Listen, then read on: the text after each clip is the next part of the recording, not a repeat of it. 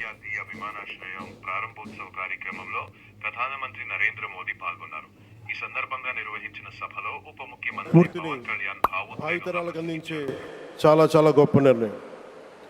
G Mallikarjunarao గారు, GMR అందరూ ప్రేమగా పిలుచుకున్న జిఎంఆర్ గారు, వారు దీన్ని కట్టడం, శ్రీకాకుళం జిల్లా నుంచి వచ్చి, రాజాం నుంచి వచ్చి శ్రీకాకుళం వెనుకబాటుతనానికి ఆయన కృషిని ట్రస్టుల ద్వారా అందిస్తూ ఆయన నేతృత్వంలో, ఆయన నాయకత్వంలో ఎయిర్పోర్ట్ నిర్మించడం మనందరికీ చాలా గర్వకారణం.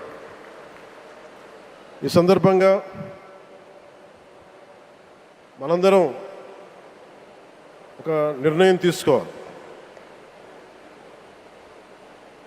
పండ్లున్న చెట్టుకే రాళ్ళు వేస్తారంట. కష్టపడే కుటుంబ సభ్యుడు, తండ్రి కావచ్చు, పెద్ద కొడుకు కావచ్చు, అందరూ అతని మీద పడతారు.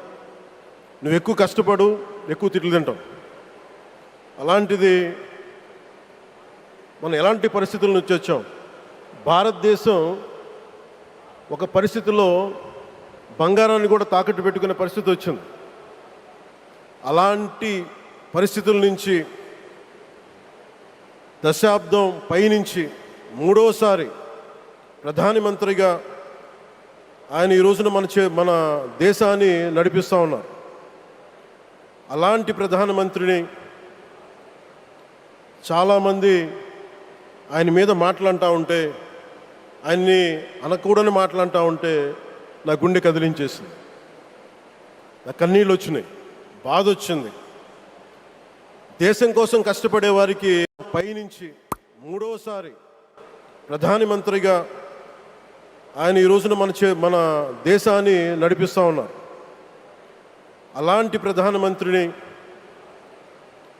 చాలామంది ఆయన మీద మాట్లాడుతూ ఉంటే, ఆయన్ని అనకూడని మాట్లాడుతూ ఉంటే నా గుండె కదిలించేసింది. నా కన్నీళ్ళు వచ్చినాయి, బాధ వచ్చింది. దేశం కోసం కష్టపడే వారికి చివరికి మనం ఇచ్చేదే. కొత్త తరానికి ఏం తెలుసు? ఆయన పడ్డ కష్టం. ఒక్కరోజు కూడా సెలవు తీసుకోలేదు మన ప్రధానమంత్రి గారు. ఈరోజు పెట్టుబడులు వస్తున్నాయి మనకి, ఒక్కరోజు కూడా సెలవు తీసుకోలేదు. శత్రు దేశాలు, మన అభివృద్ధికి ఈర్ష్యపడే పశ్చిమ దేశాలు, వీటన్నిటినీ తట్టుకొని ఒకవైపు విదేశాల్లో ఉండే శత్రువులతో పోరాడాలి, దేశాన్ని అభివృద్ధి పదంలో తీసుకెళ్దామంటే అంతర్గత శత్రువులతో పోరాడాలి.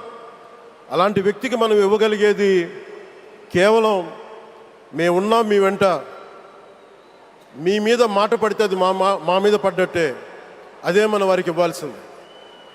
నిజంగా ఆయన జంతర్ మంత్రులు అన్ని మాట్లాడుతూ ఉంటే నేను ఈ రోజున ప్రధానమంత్రి గారికి ఒకటే ఇస్తున్నాను, మిమ్మల్ని కొట్టే నాయకుడు లేడు ఈ భారతదేశంలో. రాబోడు